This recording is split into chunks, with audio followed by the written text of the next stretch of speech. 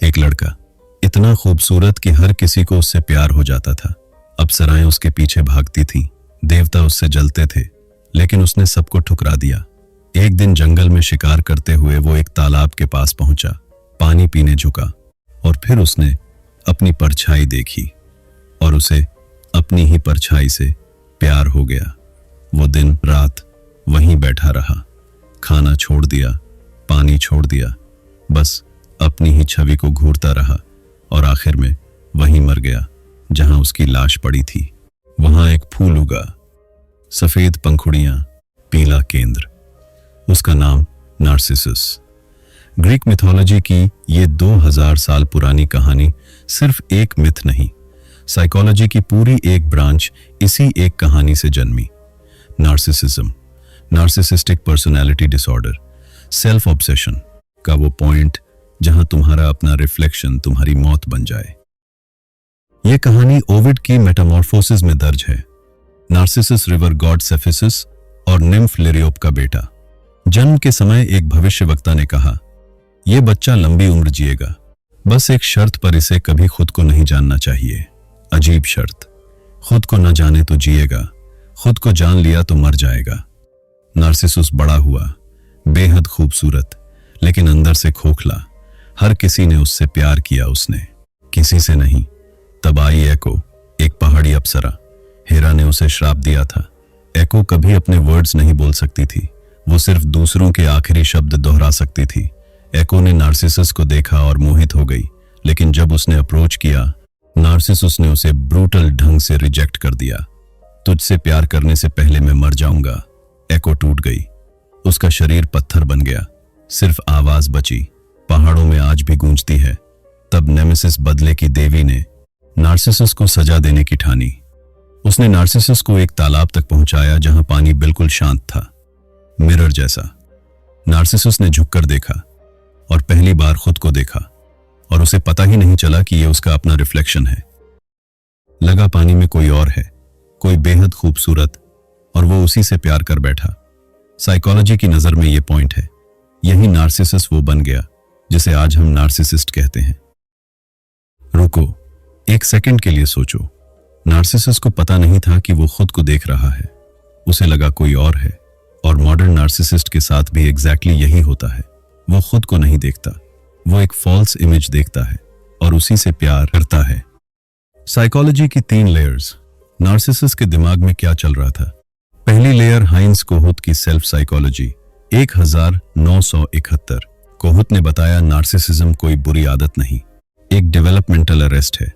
बच्चा naturally narcissistic होता है, उसे लगता है पूरी दुनिया उसके लिए है। फिर स्लोली हेल्थी पेरेंटिंग उसे बाहर की दुनिया से इंट्रोड्यूस करती है। उसे पता चलता है दूसरे लोग भी एग्जिस्ट करते। लेकिन जब पेरेंटिंग फेल करे, बच्चा उसी चाइल्डहुड नार्सिसिज्म में स्टक रह जाता है। कोहुत इसे नार्सिसिस्टिक वुंड कहते हैं, एक इमोशनल इंजरी जो भरती ही नहीं। नार्सिसस की कहानी में माँ बाप ने उसे सिर्फ ब्यूटी दी, असली इमोशनल कनेक्शन नहीं दिया, और वो भीतर से खोखला रह गया। दूसरी लेयर, ऑटो कर्नबर्ग का ऑब्जेक्ट रिलेशंस व्यू, 1975। कर्नबर्ग ने नार्सिसिस्ट की इनर वर्ल्ड को एक अलग तरीके से समझा। उन्होंने बताया नार्सिसिस्ट के अंदर एक ग्रैंडियोस सेल्फ बन जाता है। असल में वो खुद को हेट करता है, लेकिन ये हेट इतनी अनबेरेबल है कि दिमाग एक फेक परफेक्ट इमेज बना लेता है और उसी से प्यार करने लगता है। नार्सिसस एग्जैक्टली यही कर रहा था। पानी में दिख रही छवि उसकी असलियत नहीं थी, वो एक आइडियलाइज्ड इमेज थी, एक ग्रैंडियोस सेल्फ, और नार्सिसस उसी फेक सेल्फ का शिकार हो गया। तीसरी लेयर, D.W. विनिकॉट का ट्रू सेल्फ और फॉल्स सेल्फ, 1960। विनिकॉट ने बताया, जब बच्चे की जेन्युइन फीलिंग्स को बार बार इग्नोर किया जाए, वो एक फॉल्स सेल्फ डेवलप कर लेता है। बाहर से परफेक्ट, अंदर से खाली। नार्सिसस फॉल्स सेल्फ का परफेक्ट मिथोलॉजिकल एग्जाम्पल है।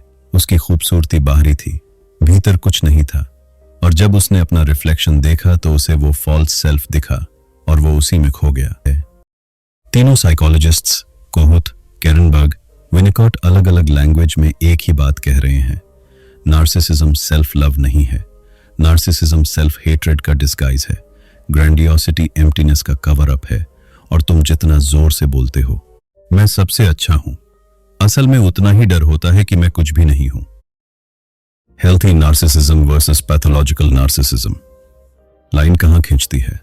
साइकोलॉजी कहती है थोड़ा नार्सिसिज्म हेल्थी है, जरूरी है, उसे हेल्थी नार्सिसिज्म कहते हैं। अपनी वैल्यू पहचानना, अपनी जरूरतों को प्रायोरिटी देना, दुनिया से थोड़ा एक्सपेक्ट करना कि तुम्हारे साथ अच्छा हो, यह सब हेल्थी नार्सिसिज्म है। बल्कि इसके बिना तुम दुनिया में सरवाइव नहीं कर सकते। लेकिन पैथोलॉजिकल नार्सिसिज्म तब शुरू होता है जब तुम्हारी सेल्फ इमेज कंप्लीट फैंटेसी बन जाए, जब दूसरों की फीलिंग्स तुम्हारे लिए एग्जिस्ट ही ना करें, जब तुम्हें लगे दुनिया मेरे लिए है, मैं दुनिया के लिए नहीं।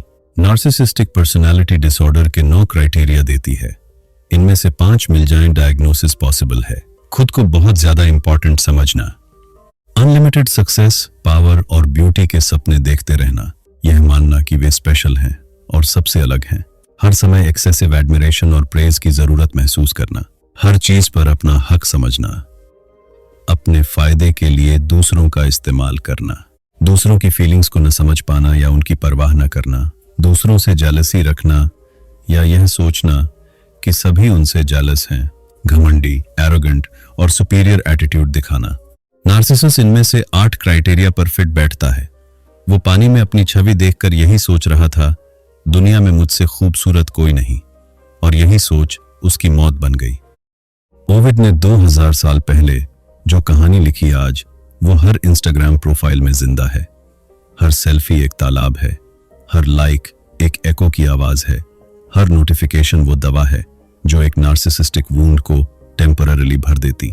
साइकोलॉजी कहती है सोशल मीडिया नार्सिसिज्म नहीं क्रिएट करता, लेकिन जो नार्सिसिस्टिक टेंडेंसी पहले से है उसे एम्प्लीफाई कर देता है। तुम्हारे फोन में तुम्हारा अपना तालाब है, स्क्रीन तुम्हारा पानी, दिन में 50 बार उसमें अपना चेहरा देखते हो।